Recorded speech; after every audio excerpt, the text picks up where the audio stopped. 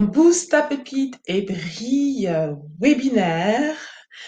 Comment attirer vos clients comme de l'aimant et démultiplier votre CA tout naturellement et sans stress. Je suis Muriel Atipo, Miss Purple Coach, inspiratrice de confiance et créatrice du Wow Factor.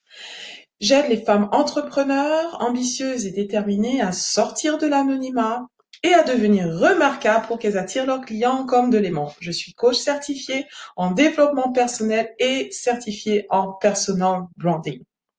Ma mission, c'est que chaque femme mérite d'être épanouie à 360 degrés. Donc Miss Purple Coach, ma marque, existe pour inspirer, équiper des milliers de femmes au travers des outils, des méthodes, des formations mises en place pour qu'elles découvrent et expriment leurs pépites personnelles, se sentent libres de se révéler au monde et laisser leur marque en toute confiance, amour et authenticité. Alors, ce qu'on va voir ensemble, c'est la puissance du personal branding. Qu'est-ce que le personal branding? Tout simplement, c'est le fait que les gens font du business avec les gens qu'ils connaissent, premièrement, qu'ils aiment, à qui ils font confiance et qui valorisent. Donc, le personal branding va vous permettre de dominer votre marché grâce à votre image de marque. Il y a 3 bénéfices clés du personal branding. Premièrement, le personal branding, c'est un moyen justement de vous permettre d'être connu et reconnu pour votre réelle valeur, ajoutée en toute authenticité. Donc, c'est un accélérateur de succès, un processus qui va vous permettre d'aller à l'essentiel. Comme Peter Montaille l'a dit, l'un des pionniers du personal branding, votre marque personnelle, c'est en fait l'idée claire, forte et positive qui vient immédiatement à l'esprit des personnes qui vous connaissent quand ils pensent à vous. Donc, les 3 bénéfices cachés du personal branding, c'est premièrement le fait que ça vous permet de maximiser sur le bouche à oreille, de faire que on puisse vous connaître et parler de vous. Deuxièmement, vous aussi boostez votre confiance en vous en faisant du personal branding parce que ça vous permet tout simplement d'avoir un retour de perception et ce retour de perception va conforter au niveau de votre confiance en vous, ne plus avoir l'impression de travailler, oui, donc vous êtes plus aligné avec ce que vous aimez faire en fait de manière authentique. Alors, ce qu'on va voir ensemble durant ce webinaire, c'est la méthode qui va vous permettre de trouver votre unicité, révéler votre vraie valeur ajoutée et devenir un aimant à client.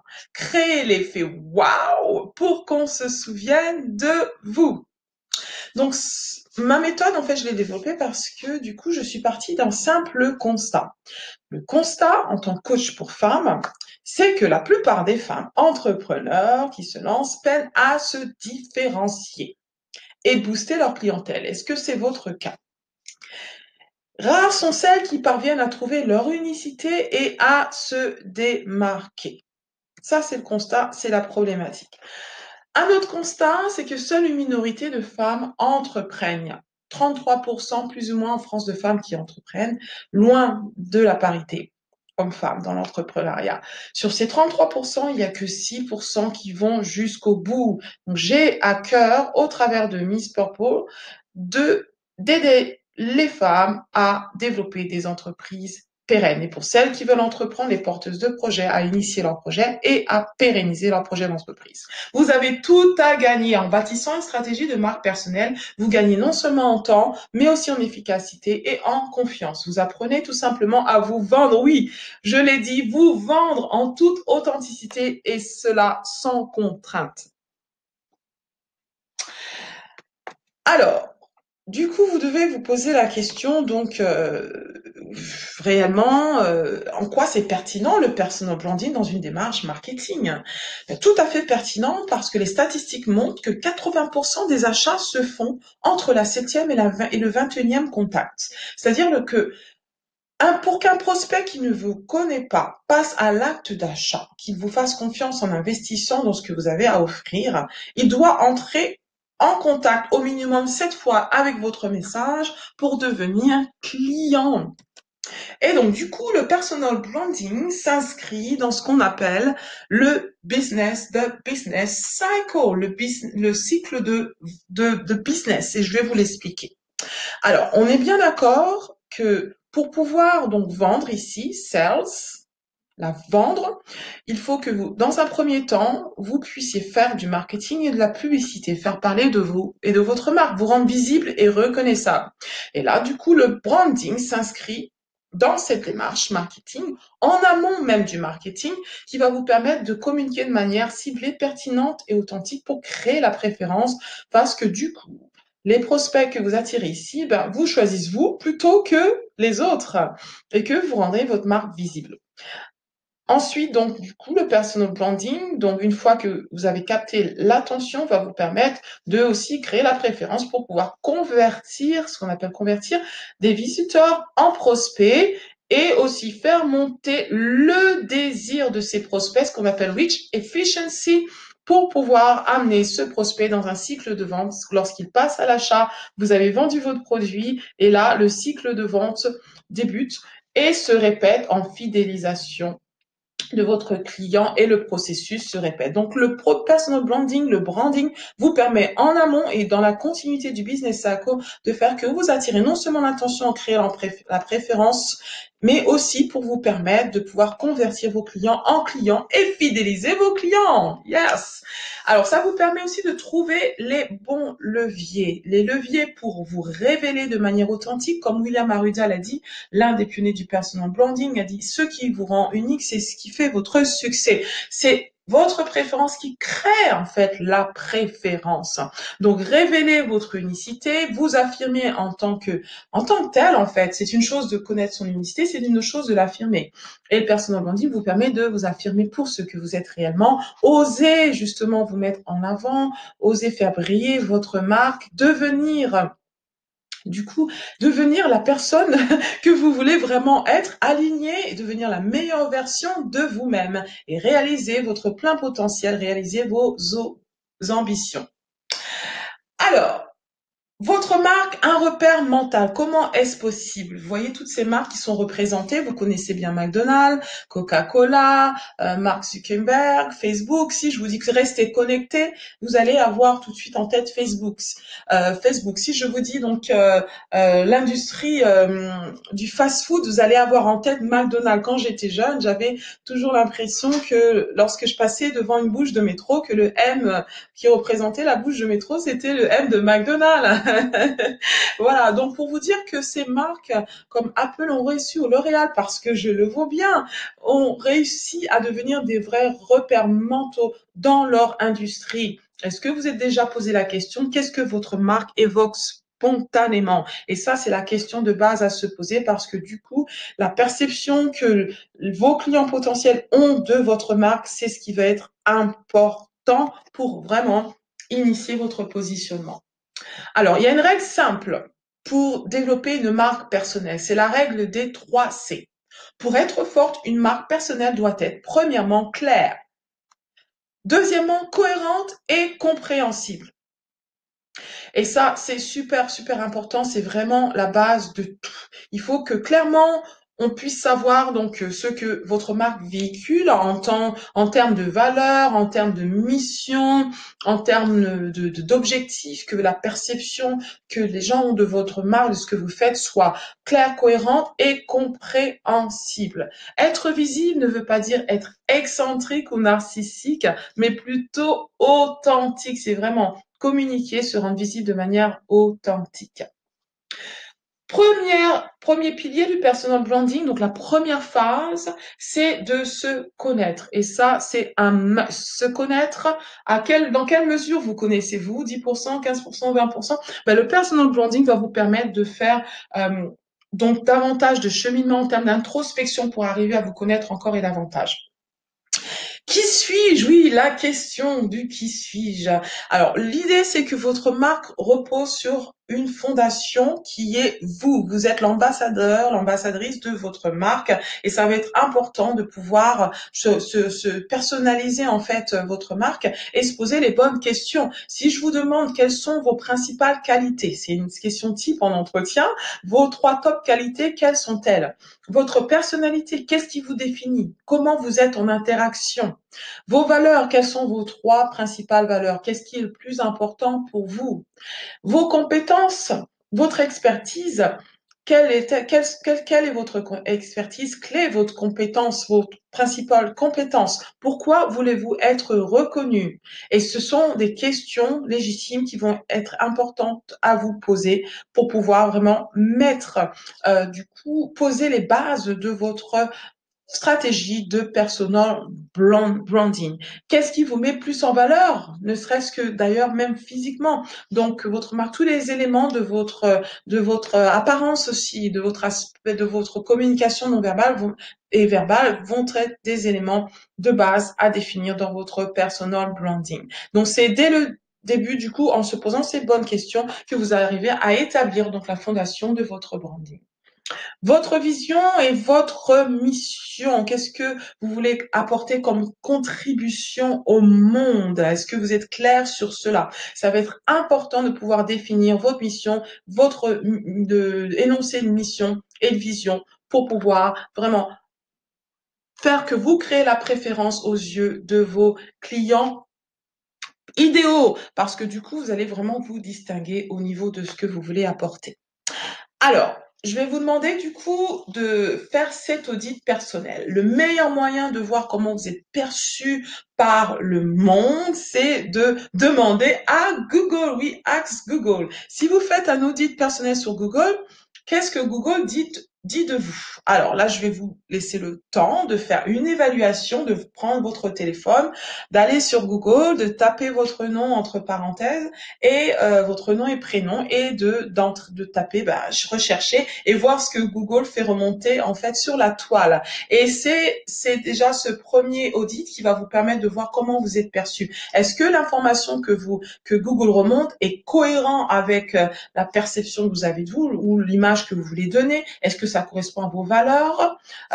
Et voilà, est-ce que c'est vraiment authentique? Est-ce que c'est vraiment vous? Et ça va être important de faire le point sur cela dans un premier temps, parce que ce qui va se passer, c'est que vos clients potentiels, lorsqu'ils vous découvrent et découvrent votre marque, ils auront le réflexe d'aller sur Google et de faire cette recherche. Donc, il va être important que vous soyez au clair sur ce que Google montre de vous et de votre marque, et de prendre des mesures pour corriger certaines informations qui ne sont pas en phase avec ce que vous voulez.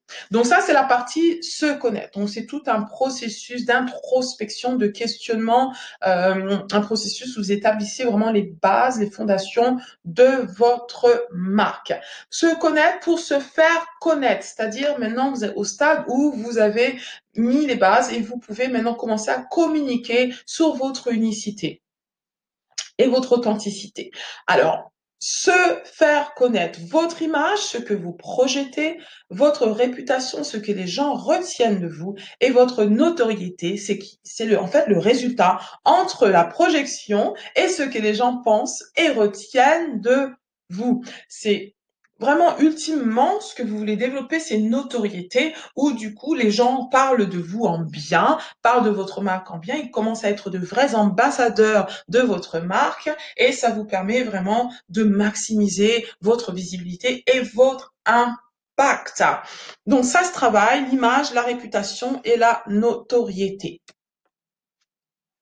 Alors, du coup, il y a des questions clés à vous poser. Donc là, je vous donne donc 3 étapes pour commencer dès aujourd'hui à travailler sur votre image de marque. Donc la première question à vous poser, quelle est la marque et l'empreinte que j'aimerais laisser tout simplement?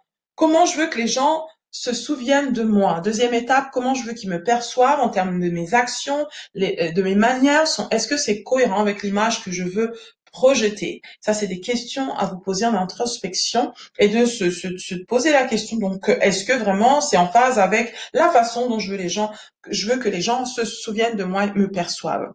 Et troisième étape, que puis-je faire concrètement pour améliorer mon image de marque? Ça va être une action concrète que vous pouvez prendre dès aujourd'hui parce que vous êtes posé déjà les bonnes questions. Alors, une action peut être, à partir d'aujourd'hui, je vais donc communiquer sur ma vision, sur ma mission en tant qu'entreprise. Ça peut être qu'à partir d'aujourd'hui, donc je vais communiquer sur mes valeurs. À partir d'aujourd'hui, donc je vais, par exemple, communiquer sur à l'aide d'un slogan, par exemple. Voilà. Donc il y a des petits ajustements que vous pouvez faire dès aujourd'hui pour être beaucoup plus aligné vis-à-vis de la perception de votre image, de l'image que vous voulez donc mettre en avant de votre marque. On va parler positionnement et authenticité. Donc là, je vous présente les en fait les différentes facettes en fait de ce qu'on appelle l'image de marque. Alors, ça se fait en amont, du coup, pour développer une image de marque puissante. Il y a différents attributs, ce qu'on appelle en fait le prisme de Kapferer.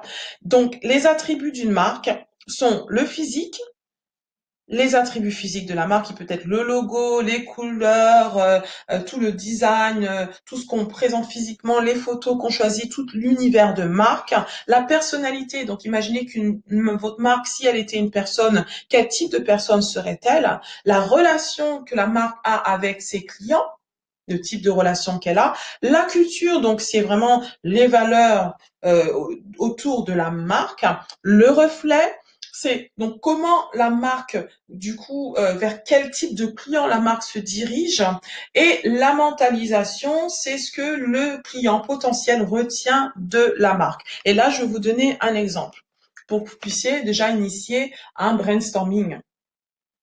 Alors là, je vous ai donné l'exemple de ma marque Miss Purple Coach, que j'ai le plaisir de vous présenter. Alors le physique, c'est principalement pour moi le violet, la couleur violet, c'est l'essence de ma marque.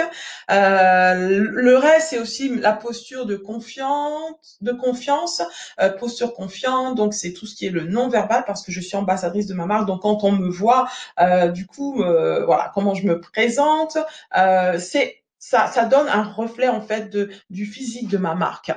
La personnalité pétillante, dynamique et authentique dans la personne qui représente ma marque, c'est moi, l'ambassadrice. La relation entre moi et mes clientes, c'est une relation d'écoute, de confiance et d'amour.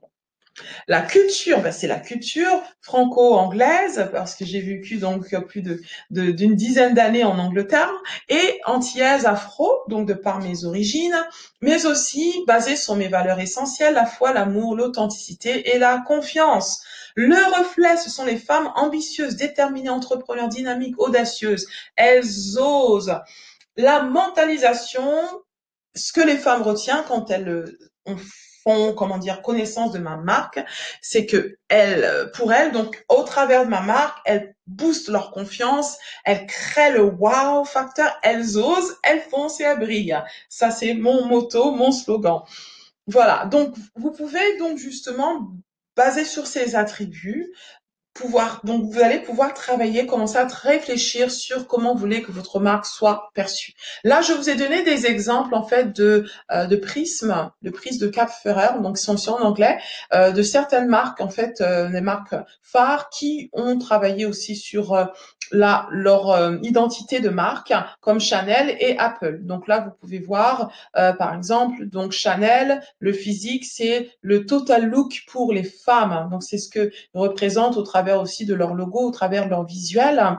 Vous voyez par exemple Apple, la personnalité de la marque Apple, c'est cool, simplicité et innovante. Voilà, donc c'est toute une définition qu'ils ont fait autour donc pour définir donc leur identité de marque. Et ça se fait en amont de la communication.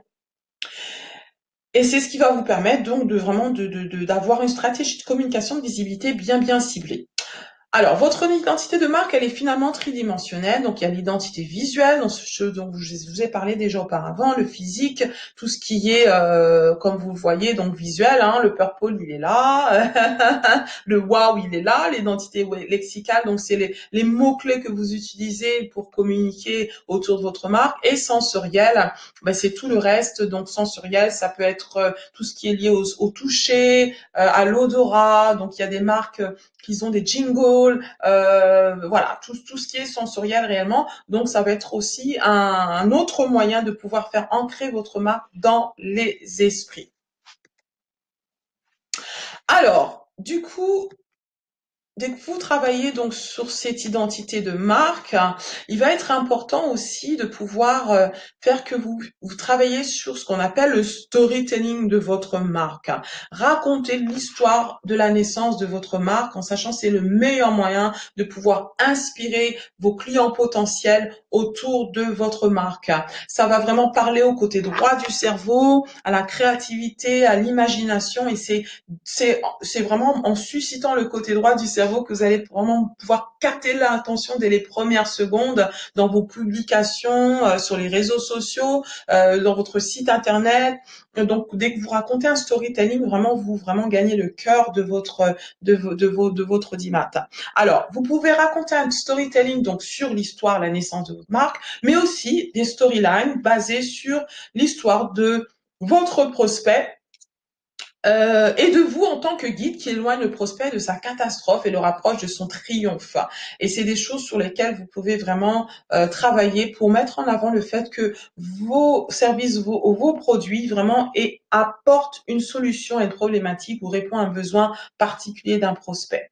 L'histoire de vos clients, donc ça va vous permettre justement de mettre en avant les témoignages de vos clients, montrer leur satisfaction et toutes les anecdotes que vous pouvez raconter autour de l'expérience client. Ou si vous débutez, ça peut être une histoire fictive. Elle pourrait être tout aussi efficace jusqu'à ce que vous obteniez de vrais clients. Alors le storytelling donc va venir en appui à l'identité de votre marque et qui va vous permettre justement de générer du contenu qui va être inspirant, authentique et qui va vraiment créer la préférence aux yeux de vos clients potentiels. Alors ça, c'était donc du coup se faire connaître. Maintenant, on va passer à la troisième étape du personal branding, c'est se faire reconnaître. Gérer sa réputation. Oui, une fois qu'on se fait connaître, on crée du buzz, les gens parlent de nous, et ce qui va être important, c'est de gérer sa réputation. Il est important de savoir que ce que les gens disent de vous. Votre réputation équivaut à une évaluation sociale. C'est-à-dire, vous les laissez parler les gens, mais vous voulez aussi écouter ce qu'ils disent pour voir si c'est vraiment cohérent, si c'est correct, si ça vous correspond. Votre réputation est en fonction de vos actions. Donc les gens vont juger en fait votre réputation. Ils vont avoir une opinion sur vous et sur votre marque qui va être en fonction de ce que vous faites ou de ce que vous, au contraire, vous évitez de faire. Donc, il va être important de pouvoir prendre conscience de ce que les gens disent de vous.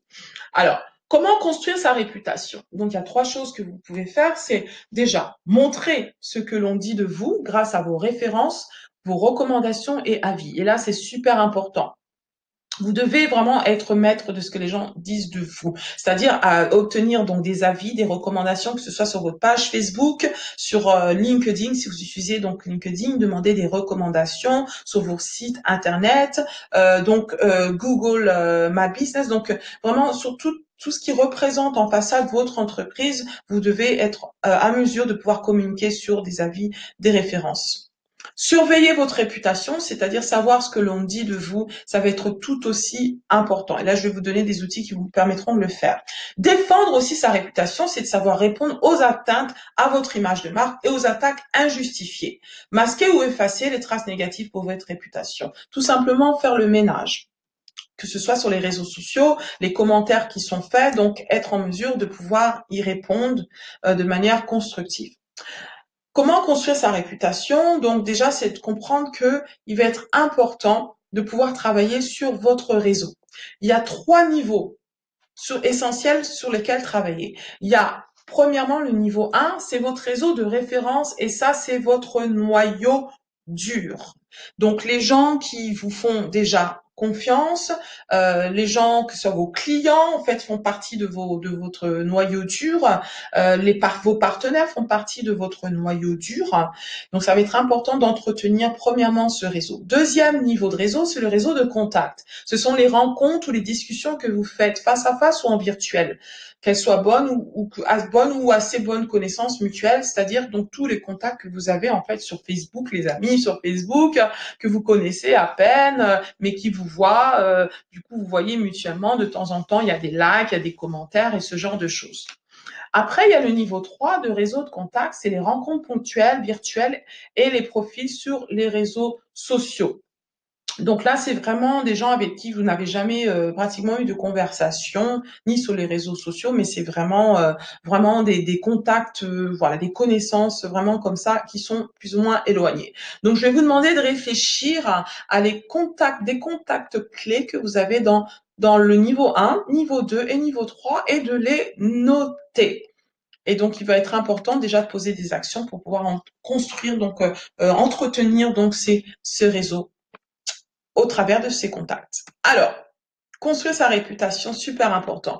Alors, pour vous donner concrètement des actions que vous pouvez prendre pour construire votre réseau, ça va être premièrement d'organiser des conférences ou intervenir à d'autres conférences, c'est-à-dire organiser des événements où vous allez pouvoir justement mettre en avant votre marque en termes de votre expertise, en termes de communiquer sur votre marque, communiquer sur votre valeur ajoutée, donc organiser concrètement des événements qui soient gratuits ou qui soient payants. Adhérer à des associations de réseaux professionnels pour faire des rencontres justement et vous mettre face à vos clients potentiels, pouvoir attirer des partenaires idéaux, encore faire briller votre marque. Créer votre association, votre réseau peut être aussi un moyen, donc le fait de pouvoir créer un réseau localement, nationalement, que ce soit aussi des groupes en ligne, des réseaux en ligne, un groupe Facebook comme on les connaît bien, ça va vous permettre de fédérer une communauté et de pouvoir attirer des clients potentiels, mais surtout de rendre votre marque davantage visible. Écrire un article, publier un blog, un livre, c'est aussi un moyen de pouvoir communiquer sur votre marque. Téléphoner à vos contacts de temps en temps, donc là, ça va être super important, surtout pour les contacts du niveau 1. Ça va être important, votre noyau dur, de pouvoir entretenir donc le contact avec vos clients, vos partenaires clés. Organiser des soirées en petit comité pour les contacts niveau 1 et 2 pour pouvoir vraiment comment dire, garder le lien et vraiment développer les relations au niveau de ce réseau, du réseau 1 et de votre réseau 2. Participez à des formations. Oui, non seulement vous vous formez, mais vous rencontrez des gens. Donc, toutes ces actions, vous voyez, vous poussent à vraiment faire connaître votre marque à l'extérieur et de faire que du coup, vous devenez de plus en plus visible et reconnaissable. Surveiller sa réputation. Alors, une chose que vous pouvez faire pour surveiller ce que les gens disent de vous et de votre marque, c'est de mettre en place des Google Alerts. C'est mis en place vraiment très facilement si vous avez un compte Gmail, un compte Google. Donc, vous pouvez mettre en place ces alertes. Par exemple, indiquer qu'à chaque fois qu'on mentionne votre nom ou le nom de votre marque, vous soyez mis au courant par Google et Google vous enverra des mails, des alertes à chaque fois qu'il est fait mention de vous, de votre marque. Ça va vous permettre justement d'aller vérifier ce qui est dit et de pouvoir justement intervenir sur ce que les gens disent de vous et puis faire la police en fait. Moi, ce que je propose, c'est un outil que j'appelle en fait le 360 Brand, que je propose dans mon accompagnement en tant que 360 Brand coach certifié avec Personal Branding France, qui vous permet d'avoir un retour de perception d'une trentaine de personnes autour de vous. Qui est constitué en fait de vos clients, des gens qui vous connaissent tant sur le plan personnel et professionnel, et d'avoir un retour de perception. Et par rapport à ce retour de perception, vous allez pouvoir justement vous aligner à cette perception, faire des ajustements. Ça va souvent conforter certaines aspects de votre marque personnelle et ça va vous permettre surtout de construire une stratégie sur laquelle vous voulez communiquer. Donc, ce que j'appelle le 360 brand, qui est un sondage, un retour de perception très, très, très utile et pertinent que j'ai moi-même fait sur ma marque et que je propose d'ailleurs à tous mes clientes qui travaillent avec moi dans le cadre d'un accompagnement en personal branding. Voilà, voilà. Alors, j'espère que vous avez trouvé cette première approche du personal branding utile, que vous avez compris que le personal branding s'inscrit dans une démarche en amont de votre marketing pour vous permettre d'avoir un marketing ciblé, authentique et qui va créer la préférence dans tout le business cycle pour vous permettre de convertir donc vos prospects en client et surtout de fidéliser, faire que les clients restent avec vous parce qu'ils ont compris que votre marque est unique, elle est authentique et que vous avez des valeurs communes, parce qu'ils ont compris quelle était votre mission, quelle contribution vous apportez et qu'ils auront compris justement et que vous allez pouvoir faire que votre marque est reconnaissable et que vous montrez que vous avez vraiment de la valeur ajoutée. Donc, le personal branding vous permet de faire tout ça. Comme je vous l'ai dit, c'est un processus en trois étapes. Se connaître pour se faire connaître et se faire reconnaître et gérer sa réputation durant tout le long du processus. C'est un processus qui est continuel, donc c'est vraiment c'est continuel, continuellement travailler sur votre personal branding en ayant des retours de perception, des évaluations tout au long de votre communication pour voir si vous êtes toujours en phase vis-à-vis de la perception que vos clients ont de vous, que le public a de vous, et voir si vous êtes toujours aligné avec ce que vous avez défini dans les fondations de votre marque. Ça va vous permettre de justement vous positionner de manière unique et différenciante sur votre marché et vraiment de dominer votre marché. Alors, pour ceux d'entre vous qui souhaitent aller plus loin et vraiment passer à l'action, je vous propose donc à la suite de ce webinaire de réserver votre session stratégique que je vous offre d'une valeur d'une centaine, déjà 117 euros précisément. Elle vous est offerte aujourd'hui. Durant cette session stratégique, donc je vais vous poser un certain nombre de questions pour comprendre où vous en êtes vis-à-vis de votre marque. Et par rapport à ça, on pose un diagnostic et donc du coup, je pourrais vous recommander donc l'accompagnement qui va vous permettre justement de travailler sur l'image de votre marque et de commencer à communiquer de manière impactante, authentique et créer la préférence dans votre marché. Session stratégique que vous pouvez réserver dès aujourd'hui, donc en cliquant sur le lien qui est mis en bas de cet écran, réservez cette session et comme ça, donc ensemble, on fait le point sur où vous en êtes et où vous voulez aller. Donc c'est votre 360 brand pour 2020 qui est disponible en me contactant et en réservant cette session. Sur ce, je vous dis merci d'avoir pris ce temps avec moi. Souvenez-vous que c'est ce qui vous rend unique, qui fera votre succès en 2020. Donc, c'est maintenant le moment de travailler sur vos stratégies branding pour un maximum d'impact, pour vous permettre de continuer, d'oser, de foncer et de briller. Sur ce, je vous dis bye for now et je vous dis à très bientôt pour cette session stratégique.